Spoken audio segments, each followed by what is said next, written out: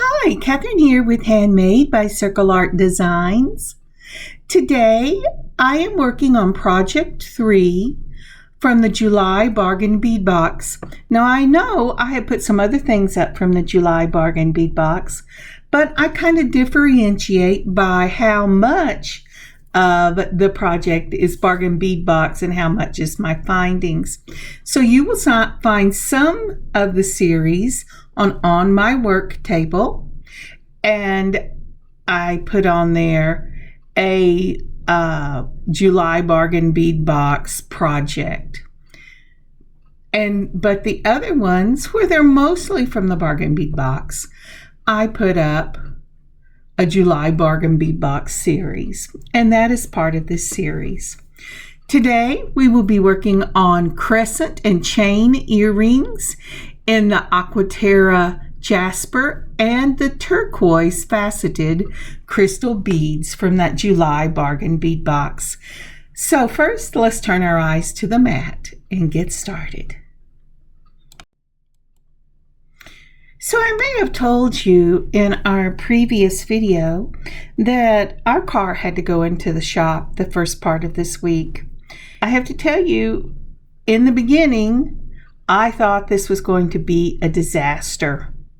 But you know, I have been simply grateful for this time of being able to stay at home. I don't know how many more days it will last. Our car needed a pretty major overhaul on its brake system. But the Lord has shown me ways to work around it. And the extra time I have had, I have been able to do more journaling on my Good Journeying blog on Facebook. I had gotten to where I was only doing it sporadically, and I used to do it every day because I love spending that time with the Lord. And being able not to have so many things outside the home pull on my time, I have been able to get back to that this week. So I am truly, simply grateful for the time I have been able to spend with the Lord this week. How about you? What are you simply grateful for today? All right, let's turn our eyes to the mat.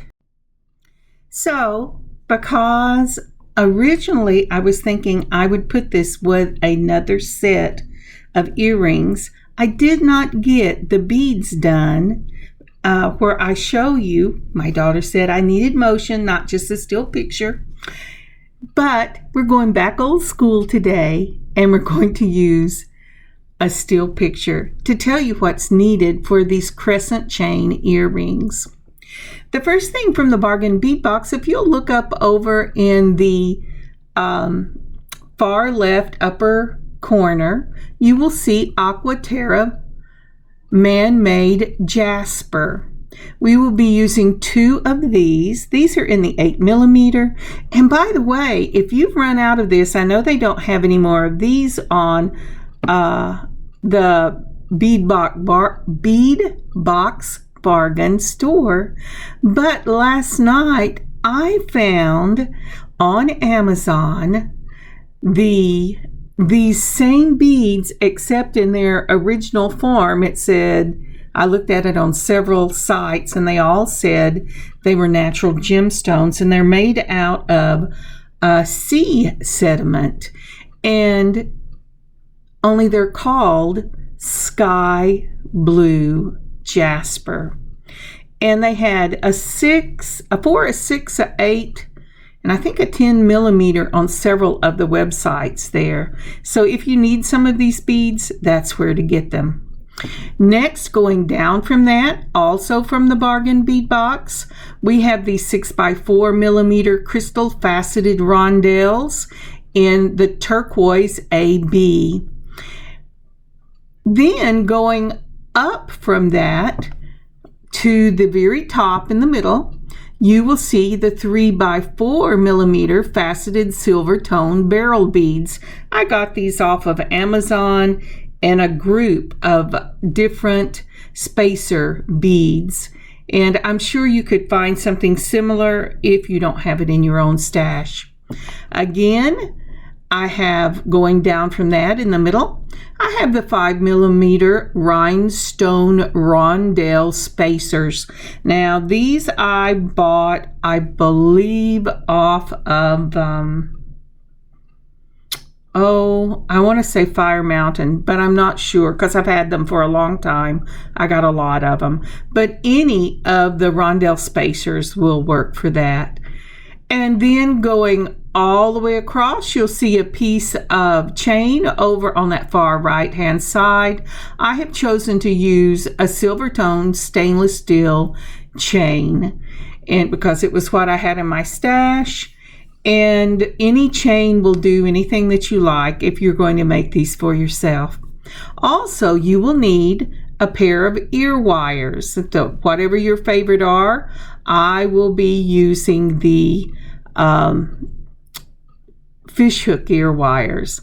Then you're going to need a jump ring. I'm going to be using oval small jump rings. Then you will need a piece of memory wire. I keep a bunch of memory wire that I've not used all of it. I clip it. I just stick it in a little baggie and put it over to the side. And that's what I will be using today. Just a piece of my memory wire in the silver. You will also need memory wire cutters. Never use your regular cutters. It will chew them up because memory wire is stainless steel. Also, you will need a straight nose plier to turn down the end of your memory wire, and you'll need 2 chain nose pliers to open up your jump rings, or a chain nose and a curved nose. That's what I like to use. That's my favorite. Okay, now we can get started.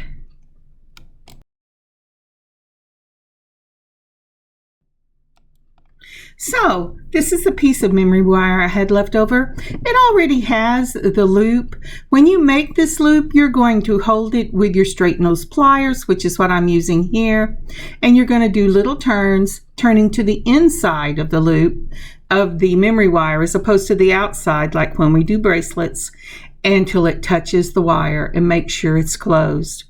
The next thing I'm doing is I put on a barrel bead to close off that memory wire loop a little more securely. Then one of your Turquoise AB Rondelles. I love those.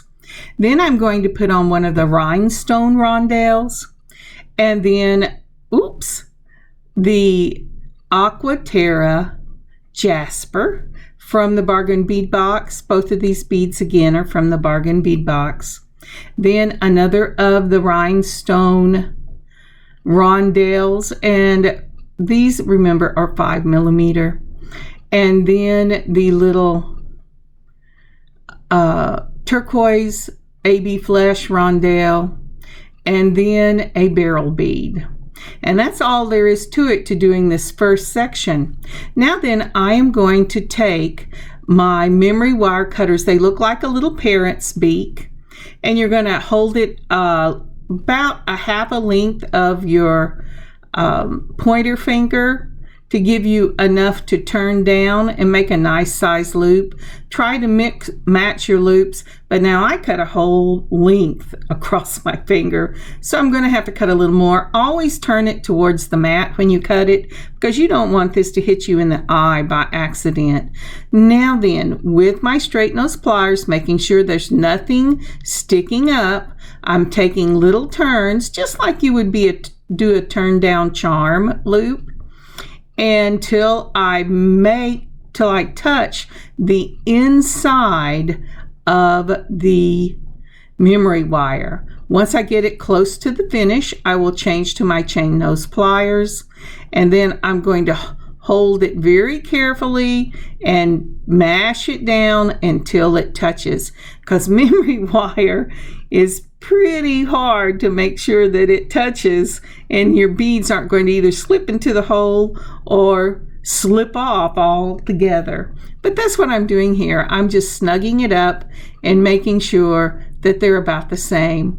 Now I'm taking the chain nose pliers, I'm straightening out that loop a little bit so it'll look like the same loop on the other side, and then I just mashed it down until it reached. Now, isn't that pretty? Now you could put it, well, I'll tell you that in a minute. All right, so now then I was telling you, I'm going to go ahead and do another loop, so don't get that memory wire out of the way, and we're going to do it the same way. But first, the next step that I'm showing you is I am cutting off about, let's put it back down there, about 2 inches of chain. Then I cut another 2 inches of chain. And remember, this was stainless steel. It will not cut on your memory wire cutters. I have a pair of old wire cutters, and that's what I use for stainless steel chain, because it does eat your wire cutters. So don't use your good ones to cut it. Then I have pulled out some of the silver 4mm jump rings. Now you see I have 2 of these earrings together, just like that. And I'm going to be putting them together. Now what I was going to say was, you could hang these so that they just hang with the curve coming down. I've also pulled, like I said, the fish hooks that I got from the other side, or the other, excuse me just a moment. Sorry about that. I know you don't know what happened, but I had a coughing fit, and no time for you has elapsed, but I had to go away and come back. But I've got me something to drink, and I'm ready to go on. And so I have placed this picture here so that you can see exactly what we're going to need for the next step and what the pattern is for these crescent moons. Now, like I said, if you don't have this bargain bead box, there are places you can get it if it's not still on their sister shop of Bead Box Bargain. But the way this works is, besides the memory wire, you're going to need a barrel bead, and this is a faceted barrel bead is what I'm using, but any barrel bead. Then next will come on a rondelle. I'm using the rondelles from the July Bargain Bead Box, but any rondelle will do in that little 6x4mm. Then the spacer, the rhinestone spacers. Now this you don't have to use, if you don't like glitz, don't use them. And then an 8mm bead. Again, I am using the Aqua Terra bead from the July, but any 8mm will do. And then I just back off the pattern, and what has gone on, I do a mirror image of it on the other side. Again, any type of ear wires that you want. And the jump rings that I chose to use for this, because it matched real well with the memory wire, are these little 4mm round jump rings. The chain that I used, I wanted to use 4 inches. I'm sorry, I said 4 inches. I've lost my mind. 2 inches. And that is because we're not going to hang it like you would expect from the chain on the ear wire in the middle. We're going to do something a little different. And the reason I didn't count links for this one is I wanted you to have, if you use these same beads, a measurement of how many inches it would take to make this earring using this same size bead. All right, let's continue on. But before we get much further, would you please like and comment for this video and subscribe to our channel? Thank you so much. All right, here we go now. So we've got this, and I'm taking both of my chain nose and my curved nose pliers, and I'm going to hold the jump ring between both of these chain nose pliers, making sure the slit's on the top, twist one wrist, and then I'm going to put on my chain, just like that. Oop, nope, I'm going to drop my chain. Now I'm going to put on my chain again. This chain is so delicate looking, and it has really small little links. And then I'm going to put on one side of the crescent bead component. And with a twist of one wrist again, I'm going to close that jump ring up. Okay, so I'm going to, pick up another. You know what?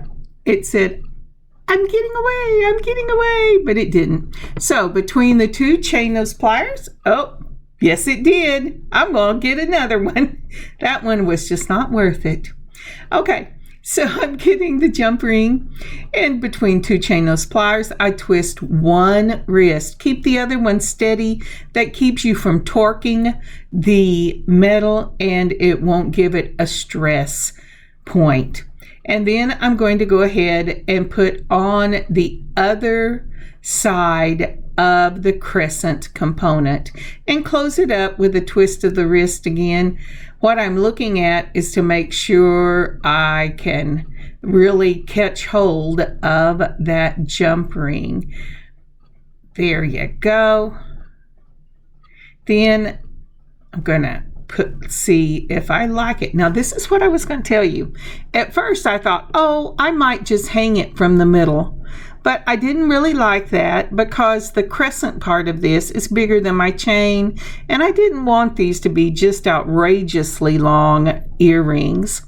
And so once I looked at it like that, I said, you know, in the drawing, I had drawn it on its side, and that's what I'm going to do. Isn't that pretty?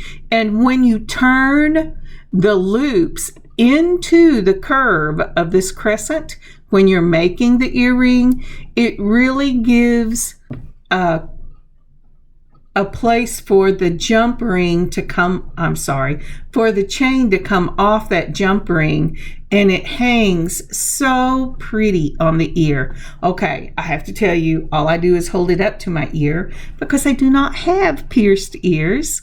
I tried many times, and finally, after our third child was born, I said, no, this is not for me. And so I use clips. But I have lots of friends, and my daughters wear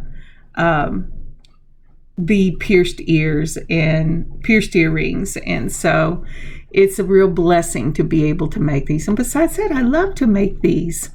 All right, so I'm getting out some more hoops.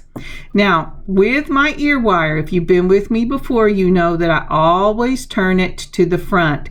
Now, my daughters thought that all earrings turn to the front. And, you know, it is because I grew up wearing clips, and I was used to the earring facing where someone was talking to me face to face. And so that's the way I like my earrings to go, and that's normally the way I sell them. So I have put on my component first on the open jump ring, and then I'm putting on the chain, and it'll hang just like that. Isn't that pretty? I just love that. All right, now if I can keep it, oh,